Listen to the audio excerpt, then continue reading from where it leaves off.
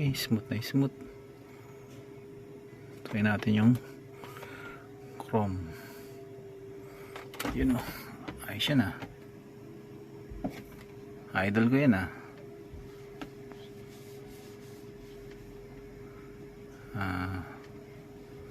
Mag-play tayo ng isa. Ito.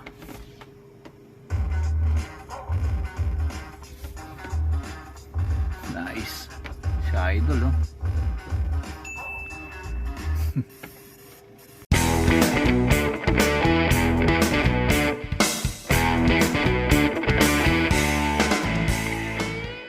Start na nating baklasin itong mga kailangan nating kalasin dito sa X5 BMW. For today's video guys, magpapalit tayo ng monitor. So upgrade natin ng Android.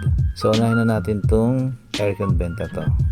Medyo hindi lang maganda yung pagkakakuha ko guys, pero papakita ko lahat sa inyo kung paano ko siya ginawa. Make sure lang talaga guys yung mga socket bago kayo magkalas, tingnan nyo maigi kasi baka ma-damage natin. Bago natin hatakin, check natin maigi kung may mga socket ba siya. Huwag basta-basta maghahatak lang. So yun tinanggalan natin yung isang monitor. So yan, may mga tornilyo lang siya dyan na T20. Next na natin tong sa may aircon. Tara, sundan nyo lang tong ginagawa ko.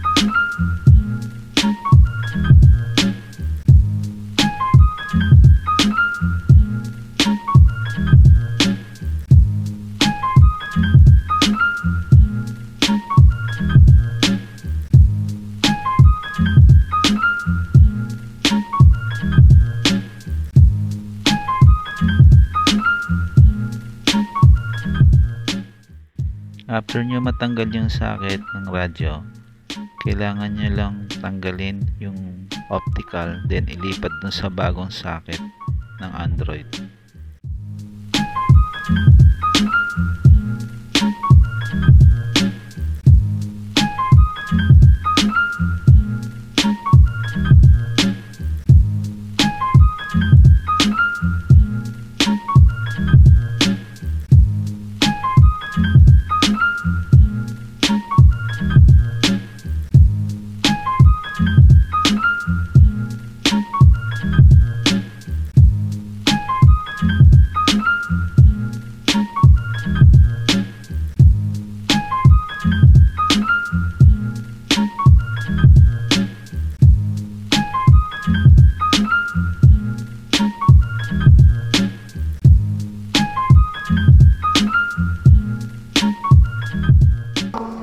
Testing natin kung gagana itong install nating Android na to.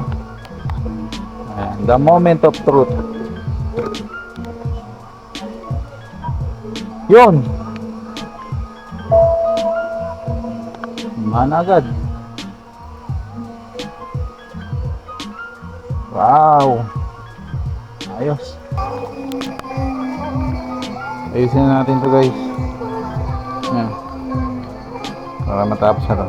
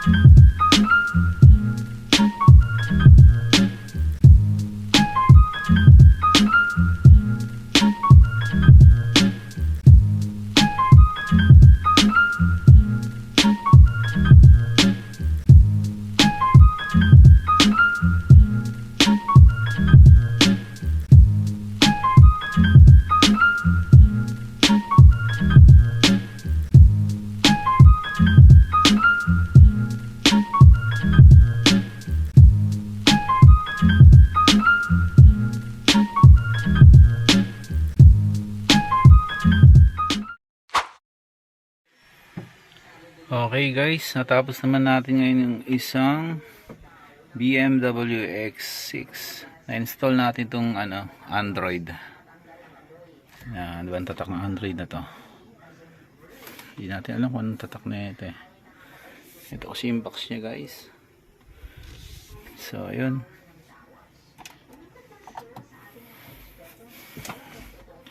So goods naman lahat. Ayos to guys. Okay, hanggang sa muli guys. Sa susunod na install natin or i-repair na sasakyan na ganito mga accessories.